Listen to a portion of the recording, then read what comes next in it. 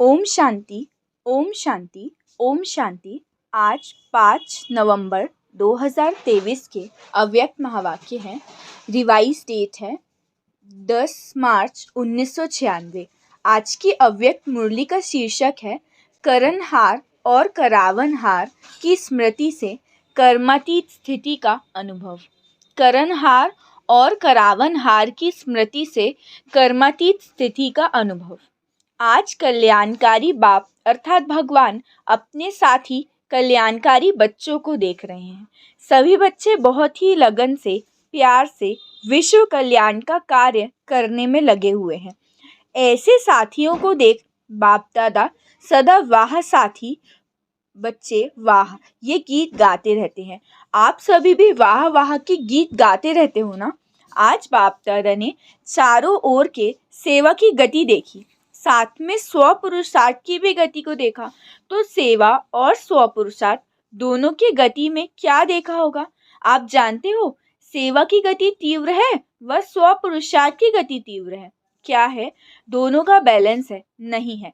तो विश्व परिवर्तन की आत्माओं को व प्रकृति को ब्लेसिंग कब मिलेगी? क्योंकि ब्लेसिंग से जो आप सभी को ब्लेसिंग मिली है वो औरों को मिलेगी। तो अंतर क्यों?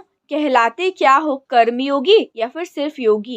कर्मयोगी होना पक्का है, तो फिर सेवा में भी कर्म है। कर्म में आते हो, बोलते हो व दृष्टि देते हो, कोर्स कराते हो, म्यूजियम समझाते हो, ये सब श्रेष्ठ कर्म अर्थात सेवा है। तो कर्मयोगी अर्थात कर्म के समय भी योग का बैलेंस। लेकिन आप खुद ही कह रहे हो कि बैलेंस कम हो जाता है। इसका कारण क्या? अच्छी तरह से जानते भी हो, नई बात नहीं, वो बहुत पुरानी बात है। बाप दादा ने देखा कि सेवा व कर्म और स्वपुरुषार्थ अर्थात योग युग, तो दोनों का बैलेंस रखने के लिए विशेष एक ही शब्द याद रखो। वह कौन सा है? बाप अर्थात भगवान करावनहार है और मैं आत्मा, मैं फलानी नहीं, आत्मा करनहार हूँ। तो करण करावनहार ये एक शब्द आपका बैलेंस बहुत सहज बनाएगा। स्वपुरुषार्थ का बैलेंस या गति कभी भी कम होती है। उसका कारण क्या है? करनहार के बजाय मैं ही करने वाली या वाला हूँ। करनहार के बजाय अपने को करावनहार समझ लेते हो। मैं कर रहा हूँ। जो जिस भी प्रकार की माया आती है उसका गेट कौन सा है? माया का सबसे सहज गेट जानते हो? है मैं। तो ये गेट अभी पूरा बंद नहीं किया है। ऐसा बंद करते हो जो माया सहज खोल लेती है और आ जाती है। अगर करनहार हूँ तो कराने वाला अवश्य याद आएगा। कर रही हूँ, कर रहा हूँ, लेकिन कराने वाला बाप अर्थात भगवान है। बिना करावनहार के करनहार बन नहीं सकते। डबल रूप से करावनहार की स्मृति चाहिए। तो आगे बाबा ने कहा, तो मैं आत्मा करनहार हूँ, कर्मेंद्रियों द्वारा कर्म करने वाली हूँ। ऐसा सोचेंगे तो फिर अपने ऊपर अच्छे या बुरे का प्रभाव नहीं पड़ेगा। तो अब आपका लक्ष्य क्या है? कर्मातीत बनना है या फिर थोड़ा थोड़ा कर्म बंधन? भगवान ने कहा कर्मातीत बनो, करावनहार होकर कर्म करो, कराओ। कर्मेंद्रियां आपसे नहीं करावें, लेकिन आप कर्मेंद्रियों से कराओ। बिल्कुल अपने को न्यारा समझ कर्म कराना। ये कॉन्शियसनेस इमर्ज रूप में हो, मर्ज रूप में नहीं। मर्ज रूप में कभी करावनहार के बजाय कर्मेंद्रियों के अर्थात मन के, बुद्धि के, संस्कार के वश हो जाते हैं। कारण क्या है? करावनहार आत्मा हूँ, मालिक हूँ, विशेष आत्मा, मास्टर सर्वशक्तिवान आत्मा हूँ। ये स्मृति मालिकपन की स्मृति दिलाती है। नहीं तो कभी मन आपको चलाता है और कभी आप मन को चलाते हो। इसीलिए सदा नेचुरल मन मनाभव की स्थिति नहीं रहती है। आगे बाबा ने कहा, अभी अभी 1 सेकेंड में न्यारे और भगवान के प्यारे बन जाओ। पावरफुल अभ्यास करो। बस मैं हूँ ही न्यारी। ये कर्मेंद्रियां हमारी साथी हैं, कर्म की साथी, लेकिन मैं न्यारा और प्यारा हूँ। अभी 1 सेकेंड में अभ्यास दोहराओ। तो भगवान ने कहा कि आपको ये अभ्यास करना सहज लगता है या मुश्किल लगता है? कोई भी काम को करते हैं ना, तो हमको ये नहीं सोचना है कि मैं कर रहा हूँ या मैं कर रही हूँ। मैं सिर्फ निमित्त हूँ, कराने वाला स्वयं भगवान है। तो जब हम ऐसे भगवान को हेड बना देंगे तो फिर हमको हेडेक नहीं होगा। तपस्या में बैठना ये भी कर्म है, तो बिना कर्म या बिना सेवा के रह नहीं सकते, रहना भी नहीं है, क्योंकि समय कम है, सेवा अभी बहुत है। आगे बाबा ने कहा, सेवा में 100 पुरुषार्थ का टेंशन ज़्यादा चाहिए, क्योंकि माया को आने का मार्जिन सेवा में बहुत प्रकार से आ जाता है। नाम सेवा होता है, लेकिन होता है स्वार्थ, अपने को आगे बढ़ाना, बढ़ाते हुए बैलेंस को नहीं भूलना, क्योंकि सेवा में ही स्वभाव संबंध का विस्तार होता है और माया चांस भी लेती है। थोड़ा सा बैलेंस कम हुआ और माया नया नया रूप धारण कर लेती है, पुराने रूप में नहीं आएगी, नए नए रूप में, नई नई परिस्थिति के रूप में, संपर्क के रूप में आती है। माया जो है ना, वो एक तरीके से नहीं आती, नए नए संबंध और नए नए रूप में आती है। अगर बैलेंस का अभ्यास नहीं है तो कितना भी 1 मास या 2 मास भी बैठ जाओ तपस्या करने के लिए, लेकिन मन नहीं बैठेगा, तन बैठ जाएगा। मतलब भगवान ने कहा है कि जैसे जो भट्टी होती है ना, तो फिर उसमें हम पुरुषार्थ करते हैं कि 15 दिन या फिर 7 रोज़ या फिर 21 दिन हम एक पर्टिकुलर चीज़ को लेकर उसका अभ्यास करते हैं, जिससे हमारी आदत पड़ जाए। पर बाबा कहते हैं कि अगर आपके पास बैलेंस नहीं है ना, आप चीज़ों का बैलेंस नहीं बना पाते, कर्मयोग नहीं कर पाते हो ना, तो चाहे 1 मास हो जाए चाहे 2 मास हो जाए, आपका मन नहीं बैठेगा, बस आपका तन बैठ जाएगा, मन इधर उधर भटकते रहेगा। पर बिठाना है मन को या फिर सिर्फ तन को, तन के साथ मन को बिठाना है, बैठ जाए बस एक भगवान और मैं, फिर और कोई नहीं। तो 1 मास ऐसी तपस्या कर सकते हो या फिर सेवा याद आएगी। बाप दादा वह ड्रामा दिखाता रहता है कि दिन प्रतिदिन सेवा बढ़नी है, तो बैठ कैसे जाएंगे। आगे बाबा ने कहा, जैसे लौकिक संबंध में समझते हो कि एक है कर्म बंधन और एक है सेवा का संबंध, तो बंधन का अनुभव नहीं होगा, सेवा का स्वीट संबंध है, तो क्या टेंशन देंगे। सेवा और स्वपुरुषार्थ का बैलेंस। आगे बाबा ने कहा, सेवा के अति में नहीं जाओ, बस मेरे को ही करना है, मैं ही कर सकती हूँ, नहीं, कराने वाला करा रहा है, मैं निमित्त करनहार हूँ। जिम्मेवारी होती भी फिर थकावट कम होगी।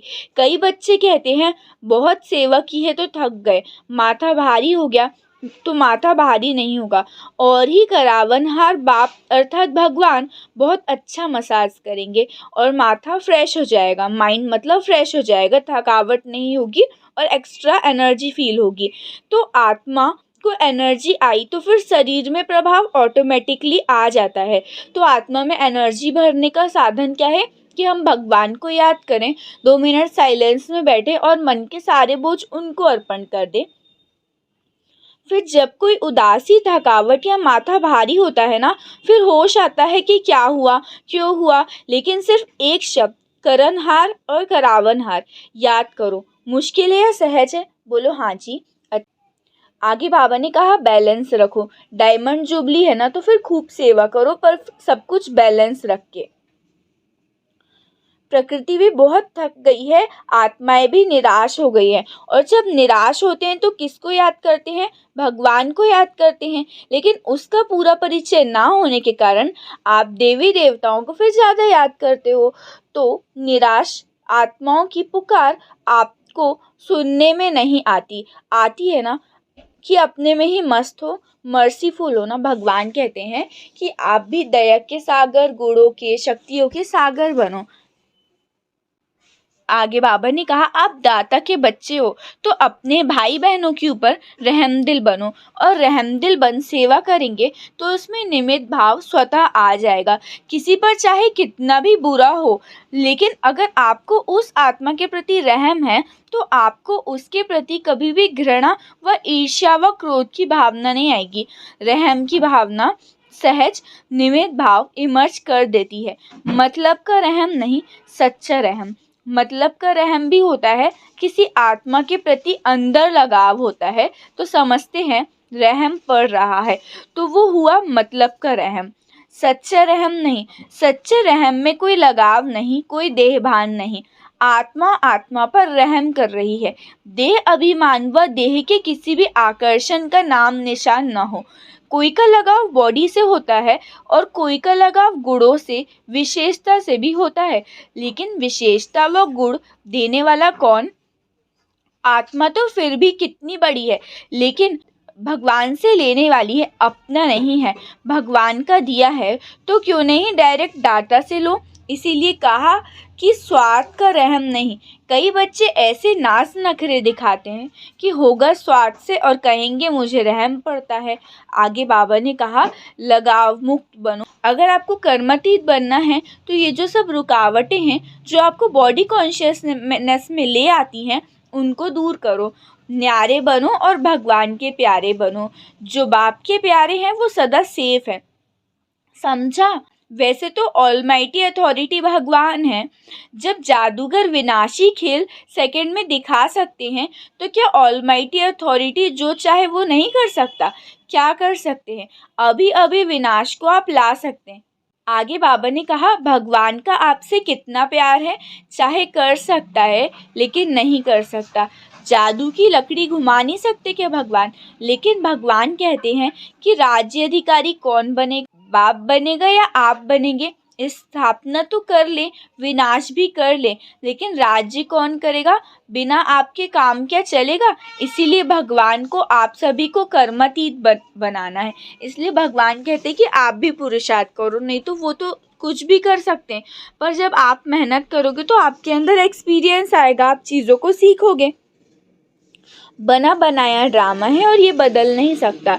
रिपीट होना है लेकिन बदल नहीं सकता। ड्रामा में इस आपके अंतिम जन्म को पावर्स हैं, है ड्रामा, लेकिन ड्रामा में इस श्रेष्ठ ब्राह्मण जन्म में बहुत सारी पावर्स मिली हुई है। भगवान ने विल किया है, इसीलिए विल पावर है। तो कौन सा शब्द याद रखेंगे? करण करावन हार। पक्का? या प्लान में जाते जाते भूल जाएंगे? भूलना नहीं। अभी फिर से अपने को शरीर के बंधन से न्यारा कर्मातीत स्टेज कर्म करा रहे हैं, लेकिन न्यारा देख रहे हैं, बात कर रहे हैं, लेकिन न्यारा मालिक और भगवान द्वारा निमित्त आत्मा हूँ। इस स्मृति में फिर से मन और बुद्धि को स्थित करो। अच्छा, चारों ओर के सदा सेवा के उमंग उत्साह में रहने वाले सेवाधारी आत्माएं, सदा स्वपुरुषार्थ और सेवा दोनों का बैलेंस रखने वाली ब्लिसफुल आत्माएं, सदा निस्वार्थ रहमदिल बन सर्व आत्माओं प्रति सच्चा रहम करने वाली विशेष आत्माएं, सदा सेकंड में अपने को कर्म बंधन व अनेक रॉयल बंधनों से मुक्त करने वाले तीव्र पुरुषार्थी आत्माओं को बाप दादा का याद प्यार और नमस्ते। अब कहो हम रूहानी बच्चों की रूहानी बाप दादा को याद प्यार गुड मॉर्निंग और नमस्ते नमस्ते नमस्ते। शुक्रिया बाबा, शुक्रिया। आज बाबा ने वरदान दिया है, आज्ञाकारी बन भगवान की मदद व दुआओं का अनुभव करने वाले सफलता मूर्त भव। आज्ञाकारी बन बाप की अर्थात भगवान की मदद व दुआओं का अनुभव करने वाले सफलता मूर्त भव। विस्तार है, भगवान की आज्ञा है मुझ एक को याद करो। एक बाप ही अर्थात भगवान ही संसार है, इसीलिए दिल में सिवाय उनके कुछ भी समाया हुआ ना हो। एक मत, एक बल, एक भरोसा। जहाँ एक है वहाँ हर कार्य में सफलता है। उनके लिए कोई भी परिस्थिति को पार करना सहज है। आज्ञा पालन करने वाले बच्चों को भगवान की दुआएं मिलती है, इसीलिए मुश्किल भी सहज हो जाती है। स्लोगन है, नए ब्राह्मण जीवन की स्मृति में रहो तो कोई भी पुराना संस्कार इमर्ज नहीं हो सकता। नए ब्राह्मण जीवन की स्मृति में रहो तो कोई भी पुराना संस्कार इमर्ज नहीं हो सकता। अच्छा, ओम शांति, ओम शांति, ओम शांति।